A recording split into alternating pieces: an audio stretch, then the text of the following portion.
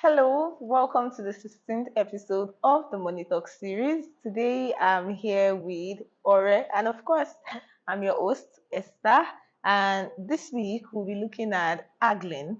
Now, haggling is also known as bargaining, and trust me, it is an experience that we all have in common. Every day we go to the market, or even when the only place we probably don't bargain is at the supermarket. And trust me, I wish that I can just say, this soap, I saw they wrote 3,000 on it. Can I pay 2,800 since I'm buying other things? Anyway, growing up for everyone, and like I said, haggling is a common experience. You go to the market with your mom or your dad, or maybe just an elderly person, and when they start the bargaining drama or the haggling drama, you just feel like the ground should open up and swallow you. So today we'll be looking at how the experiences we had as kids growing up, and of course how we have formed these habits as adults. So I'll be starting with you, Ore.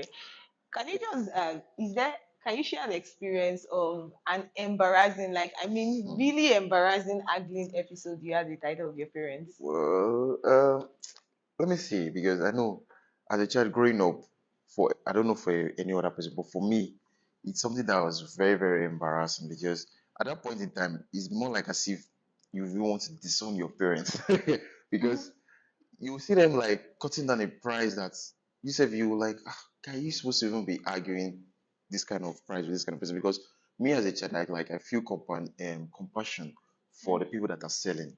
So when you see your parent like negotiating and with this kind of straight face, like don't they? It's not even about the price now. It's about the feeling that comes with it. That why are you doing this to this person? That's how I usually feel. I remember one that I think it was with my mom also. I think it was like during the festive period also. So that's the time that everybody will go to the market to purchase like things in quantities and all.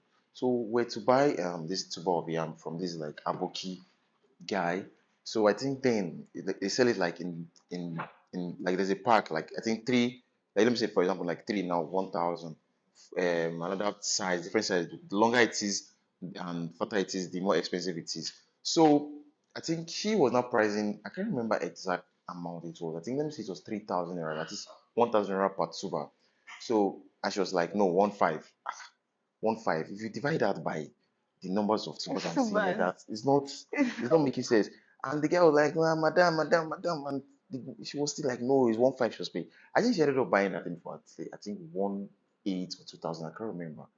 Yes, and growing up, I got to know that okay, yes, it now became like an attitude that I also ended up mm-hmm. cultivating, and that's actually been fair because we know that things in Nigeria has actually like skyrocketed, and it's it's it's just been a lot, yeah. Mm-hmm. So haggling is something that's going to be day-to-day activities that we as Nigeria are going to continuously uh what do you call it Um, have years that we're going to continuously going to yeah.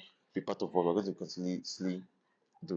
I feel like haggling is almost cultural Yeah. because there is hardly any part of, at least I'm here to come across a Nigerian Yeah. that, or a Nigerian tribe that doesn't haggle, that maybe in their culture or something. So it feels like it's just in a cultural thing. Like when someone calls something despise, your negotiation skills is put to test. And the interesting thing is that we're at the age where we have become our parents. Now, my mom can argue for Africa. She can, I don't even remember an episode of her haggling that was not embarrassing. Every time my mom argued, like it was embarrassing. Like some of you will say something is 5,000, my mom will be saying that she could buy 3,000. 3,000. Like, oh, 3,000 is even a fair price. Like she could buy 2,000. I would just be like, are you the one that put the market on this person's head? And like Sheikh Ogba just means that will you take, can it go Can you for go less the yes, amount can that the it person is go offering? for a lesser amount? And the interesting thing is that over time I've seen myself become her. in terms of haggling. That's the thing. We, You will cultivate that attitude with yeah, time. yes, we cultivate that. I think that apart from it, but it was not entirely watching them. It is also about us knowing the value of money. At that time, we were not the one making money, so we didn't know what it means to just drop 5,000 naira, bam, or drop 10,000 naira. How much is the glass cup? It's two for 10,000. You just drop it. Just pay. We were more concerned about our image and the bragging rights that we had over Enough. our friends, and they understood. Do you know how many hours it took me to make this money, and you just want me to spend? Spend it like that. It's not You just possible. want me to spend on this possible. However, there are people who feel that haggling should have a line. Like there are things that you should not argue the price. There are things that you, or there are people, you understand, Yeah. that you should not haggle the price. Have you, I don't know if you've ever had to like interact with people like that, or if you happen to hold that belief. So I yeah. think here recently, in my life, I never thought I was ever going to like negotiate the price of an hotel room until I think it was like 2 weeks back. I was even having that conversation with someone yesterday, and it was like, how will I do that? Because just like how you stated earlier, you're like, there's some places like you find yourself like a supermarket now, it's already a fixed price. You go to an hotel, for example, you see the price list there, stated there, 35,000 naira for a particular room, Mm-hmm. 40,000, depending on the size of the room and how the room is furnished. And I got there and they gave a price, and I was like, why can't I go? Why can't it go less than this? And the person was like, no, that the person actually budged. I think let me give you an example. The price was 45,000, and the person budged for 40,000. I was like, no, that's 35,000. And I'll tell you for a fact that it actually went to as low as 35,000. I was actually surprised because I didn't expect it.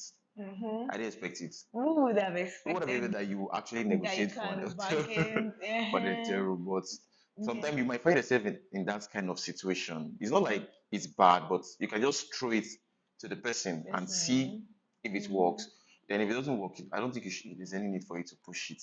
For that. Yes, because places like a supermarket, I don't think you expect me to negotiate the Mm. price of bread in shop price. It's not possible. Who answer you? But you know, some people like to, like when I was driving at is that some Mm. people like to make a moral argument against haggling, and they go like, Okay. if you're buying from somebody that is hawking, maybe this a Oh, woman that is hawking banana, that you should not haggle yeah. the price. You're buying that. If you go to a supermarket, do you haggle? That don't you Exactly. just buy even if it is Without overpriced pricing. and all like that? And then there are people who will reply you that if I enter supermarket, there is AC. Does the woman selling banana on the street, does she give me that AC feeling that you're paying for the Yeah. service?